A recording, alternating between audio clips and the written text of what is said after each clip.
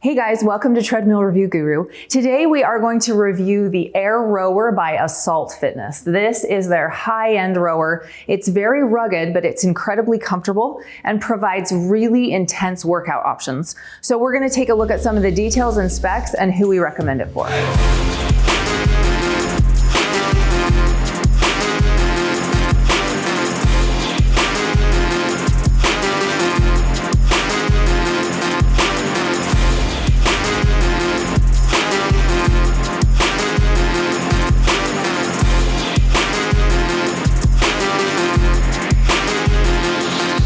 First, let's take a look at the overall design and who we recommend this rower for. So there are a few things to be aware of with the Assault AirRower Elite. One is, as you can see, the rail is slightly higher than on comparable rowers. And so it makes it a really great option for people that may have some limited mobility. Because you don't have to get down as low to sit on the rower, it's a little more elevated, so it's more like sitting down on a chair. People with hip limitations, maybe some knee issues, this is a great option. Also, it will support bigger users. It has a max weight capacity of 350 pounds. So it's a great option for users up to 6'5", 350 pounds. It has an air blade fan. So it is designed for commercial use. However, you can use it in your home as well. It also has a combination belt and chain drive. And what that does is it allows you to get the benefits of the air fan with just slightly less noise. So while this does make a little bit more noise than you might get out of like a hybrid rower or a magnetic rower or maybe even a water rower, it's not as loud as just pure air rowers. So it's a little bit quieter than the Concept 2. You easily could use it at home. It's perfect for a garage gym, something like that. It's also great for HIIT training. You automatically get resistance with that first pull. So through each stroke, you can customize the resistance and it will basically create resistance dependent on how much air you generate within that fan. So as you pull harder, you generate more resistance. And that means that you can have a novice user get on this and just row to their heart's content. And you can also have your super strong CrossFitter get on here and he will wear himself out really quickly with that high intensity. So it's a great option for novices all the way up to expert level. There are a few things to be aware of, however. It does not have a damper. So on the Concept 2, you can adjust how much air rotates through the fan blades. It's not necessarily resistance, but the amount of air just kind of customizes the feel on that stroke. You can't do that on this. So there is no damper, and that is one thing to be aware of. If you're used to customizing the damper on an air rower, then that might not be the best option. Also, if you are in like a shared space, maybe in an apartment, the rower does not fold up. So it doesn't fold in half. You can store it vertically, but it has a relatively large footprint and it weighs 125 pounds. So it's a little bit more than comparable rowers. And if you're in a limited space or if you have close proximity to neighbors, the noise could be something to consider. All in all, we think this is a great option. So let's take a closer look at the overall construction. So first, let's take an overview of the frame construction on the Assault AirRower Elite. So as I mentioned, the rail is a little bit higher. So I'm going to give you a few of the dimensions. The overall dimension, the total footprint, this rower is 92 inches long. So it's quite a bit of length to consider. And then you have to make sure that you always have room at the end of your rower because you lean back a little bit as you're rowing. And sometimes you can even do exercises on or around the rower, behind it. So you do want to have some clear open space around your rower. It's 92 inches long. It's only 20 inches wide. So it's not too wide. And then it's about 49 inches high right here at the top of the monitor. Now, unlike the Concept 2 where you can actually angle the arm, or I guess this neck, you can angle the neck down towards the rail so that it takes a little bit less space as you fold it up. This, you cannot angle this neck. It's securely there, it doesn't move. You can adjust the monitor itself to kind of pivot up and down, but that's really the only option that you have as far as moving the monitor itself. But I really like the fact that the rail is a little bit higher. For me, that makes it more comfortable and easier to get on and off. The rail itself is 15 inches high. So that gives you some good height. And then the seat to the top of the seat is 18 inches high. So you're a little bit more elevated. And the catch is right there in line with the seat. So that geometry is good position. And then the point at which the chain emerges from the neck of the rower right here is 31 inches high. So that's considerably higher. Usually I see between 22 and 27 inches And this does two things. One, it allows you to have better ergonomics so that you're sitting a little more upright as you row. And it also makes it so that that chain doesn't come down low, and sometimes it'll hit the catch, sometimes it'll hit the drive. You know, as you're rowing, it can be an issue if the chain is too low where it emerges from the rower. So this is 31 inches. And I just like the fact that you're just a little elevated, especially if you have this rower in a gym where you have other things going on around you. You don't feel like you're sitting on the ground and everybody else is moving around. The fan itself is 19 inches. So it's a good size fan and it really generates a lot of good airflow. You've got 6 blades in there. I even like how Assault has made them red because it just kind of makes the whole thing look cool. As I mentioned earlier, there's no damper, so that is something to be aware of. But your footboards are pretty standard. They're 12 inches long and about 6 inches wide, so pretty standard for a footboard. They do have the adjustable foot support with your ankle shield right there and your adjustable strap. The footboard itself is very solid, so you get both that benefit of ankle flexion while you're rowing and also the supportive footrest underneath your foot. One thing I really do like about this is the handle. So I'm gonna kind of show you right here. This handle, it is a little bit wider in circumference than some of the other rowers that I've used. But it does have this nice cutout area. The concept too has like finger grips, so you can put your fingers through. I actually think this is a little bit better because if you have a bigger hand, you don't have to thread your fingers through all those little holes. You can just hold it. If you want to do a single arm row, if you want to hold different positions. Now over time, I found that when I did a longer rowing session, there were some times when my hands would start to get a little bit fatigued because that rower, that handle's a little wider. But I think for people who have larger hands, it would be really comfortable. It also has a nice grip to it and a sweat resistant surface, so it's really easy to clean. The other thing that I really like about the Assault is the seat. You have cutouts and contouring, but the cushioning is more impressive. At least for me, I found it to be considerably more comfortable than some other rowing seats that I've used. And even though the dimensions are the same, I never felt like I was scooting off the back of the rower. So there have been times when I've rowed long distances when I actually will like rub my tailbone raw if I'm not shifted back far enough. Or if you start to move over time, if your body kind of just shifts with each pull. This has just a slightly textured surface. So it just kind of holds you in position a little better. And I found the seat to be quite comfortable. Didn't generate any hot spots even after, 20 minutes of rowing. I still felt pretty comfortable. And the monitor itself is very easy to use. It's a little simpler than the PM5. It doesn't have all of the different features and programs that you can integrate, but it's really good for interval training. It has Tabatas, reverse Tabatas, and then of course you can customize intervals. You do have to use, the up-down button quite a bit. It's not super intuitive. It takes a minute if you do want to customize those intervals.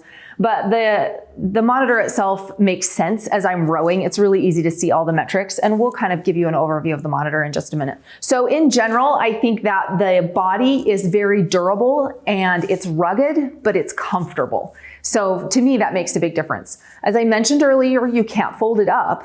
But one thing that I really do like about it is the seat has a locking mechanism on the side. So you can actually lock it, and you can see some of these holes where the seat locks in right there. So if I'm gonna lift and invert the rower to store it vertically, the seat doesn't come rolling down and crash into those footboards. So a few really nice things that they've kind of thought about with the AirRower Elite. So this is the monitor that is on the AirRower, and there's a few things about this monitor that I really like, and it has just a few limitations. One thing that I really like is I find each metric is easy to see. So the time is at the top, and it shows you elapsed time. You also have your stroke rate, distance, pace, and calories. You can toggle between different, like if you want to see watts instead of calories, you can adjust that a little bit if you're working at a set wattage rather than a calorie goal. You also have different intervals you can do. So if you want to do a 20-10 Tabata, a 10-20 inverted Tabata, or you can do a custom interval, that works as well. There's also different targets you can set. So if you want to row for a certain amount of time, calories, or distance, you also have that option. If you just come back to your main screen, the monitor will automatically reflect your real-time work. So there's no plug, you don't have to plug anything in, you just start to row and it will go.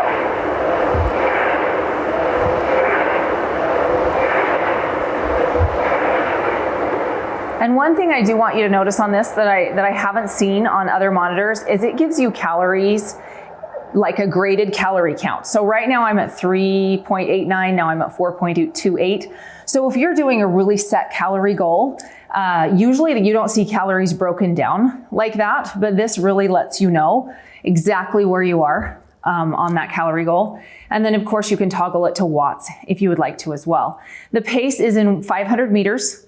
So you can see that right there. I'm going to take it back to calories, but I just thought that calorie increment was unique and something that I really like. So there's a few limitations to it. You do have the option of doing, as I mentioned, custom intervals, but you have to like set your time and then go all the way up. Like if I want to do 20, I have to go all the way up to 20, and it's kind of a pain. Target, you have your 3 different options, so not a ton of customization here. Aside from that, there's really no games. You can do split times and keep track of your splits, obviously, but you don't have the games and the features that you see on like the PM5 monitor, for example. But I feel like for the design of the machine and the intended demographic, most people are going to find this monitor to be sufficient and have sufficient information and programming for your needs, especially if you're using this for as part of an overall high intensity interval training, where maybe you're only here for 60 seconds to 3 minutes and it's just an all-out push. This is going to give you immediate information that is exactly what you want to know and really easy to see. So here I'm going to sit on the rower and just kind of demonstrate how it sounds and feels as you're on it. It's just kind of give you an overview of functionality. As I mentioned, this is a dual chain and belt drive. So the chain emerges from the neck of the rower, but down inside, a belt actually moves the fan blades, and that's just a little bit quieter.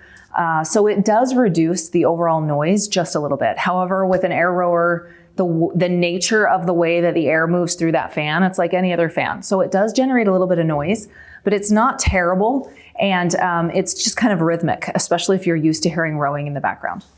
So one thing I do like is the footboards are slightly elevated and there's good position. So I have plenty of room between my feet. I have sat on several rowers where even for me, and I'm not a super large person, but it actually feels like I'm kind of compressed. This provides plenty of space. So the elevated catch also helps as well. And I do like the way that the chain emerges slightly higher from the neck of the rower.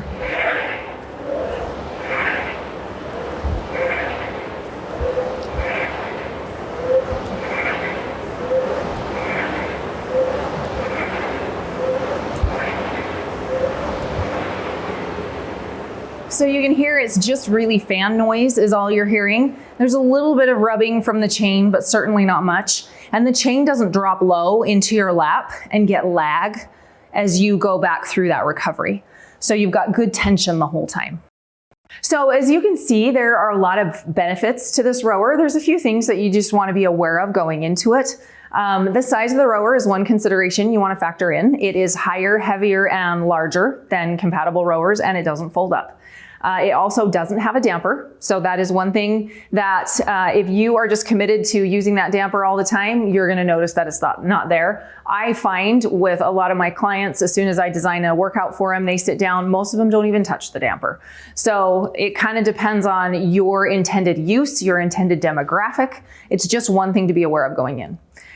Most of the features and design of the rower I am really impressed with. I actually prefer sitting higher up. I find it's much easier to get on and off. There are a few things to consider. So let's say you're using this as part of an overall workout program and you've designed people to row for 200 meters and then do 10 burpees on either side. They're gonna have to jump over that rail and it's a little bit higher.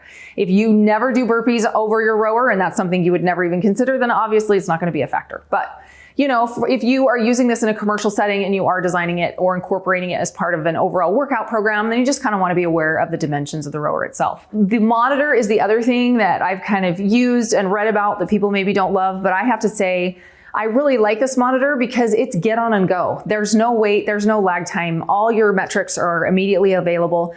And unlike some of your, high-end rowers that are maybe designed for residential use that have all the programming and the nice touchscreen and everything, There's a 10 to 20 minute delay before you actually start your exercise based on what program you decide to use. It's like when you sit down and watch Netflix and 20 minutes later you still haven't figured out a program. It's because it's almost overchoice. The simplicity of this makes it really easy and efficient. You hop on, you row, you hop off. I like the air rowing feature because obviously you have unlimited resistance, so it's going to work for a novice rower. It's going to work for, you know, someone that's very highly conditioned and wants full intensity.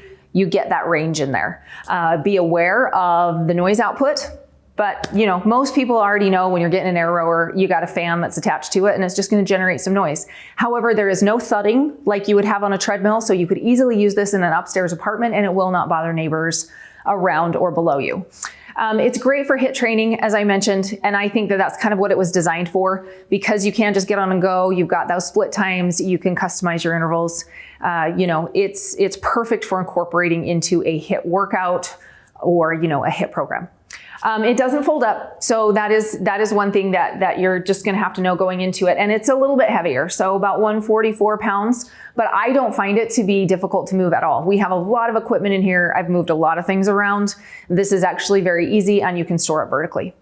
So one other critique that I read about on this machine is that it's a little more pricey than the Concept 2. However, when you factor in a few things, they're actually very compatible. So the Concept 2 has both the Model D and the Model E, or they used to. Now they just have the Model D, but you can buy an elevated rail kit, which will lift it up off the floor a little bit. If you do that, it brings it really close to the same price as the Assault AirRower. And then when you order your AirRower from Assault, shipping is included, which can be up to $100 or $250. The Concept 2 rower does not include shipping. So by the time you include shipping and you add that elevated rail, they are almost the same price. So if this is something that you're interested in, I would highly recommend looking into it. It's comfortable. I very much like the seat and the handle design. And I like that you're a little up, you know, higher off the floor. So anyway, for more information or details, make sure to check us out at treadmillreviewguru.com. We have a written review there with specific details, measurements, and pictures. You can also visit us online at Instagram. And if you have any questions or comments, we'd love to hear what you think. So drop them down below. As always, if you liked our video, make sure to subscribe and give us a thumbs up. My name's Kristen with Treadmill Review Guru, and we'll see you again soon.